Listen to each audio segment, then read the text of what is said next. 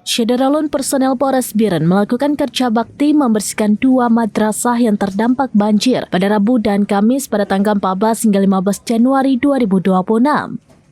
Kegiatan ini bertujuan memulihkan fasilitas pendidikan agar proses belajar mengajar dapat berlangsung nyaman.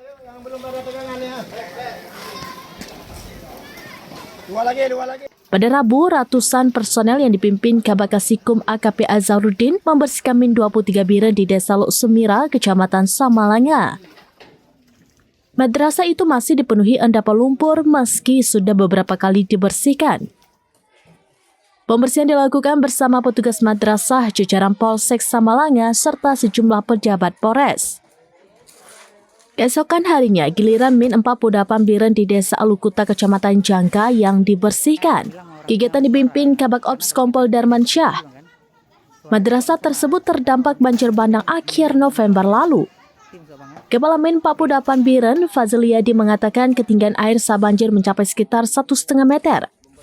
Lumpur yang mengendap setelah air surut memiliki ketebalan sekitar 1,5 cm di dalam ruang kelas dan 40 cm di luar ruangan.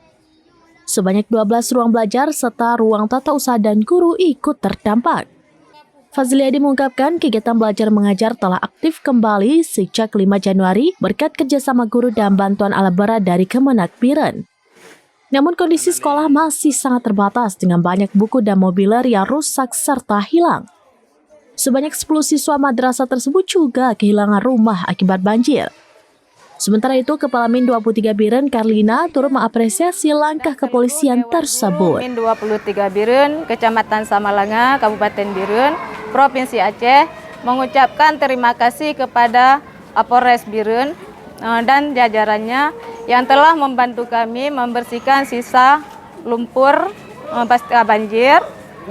Dan harapan kami ke depan, aktivitas sekolah bisa lancar kembali dengan proses. Dari Biren, Yusmandit Idris, Rambinews.com. Download Tribun X sekarang, menghadirkan lokal menjadi Indonesia.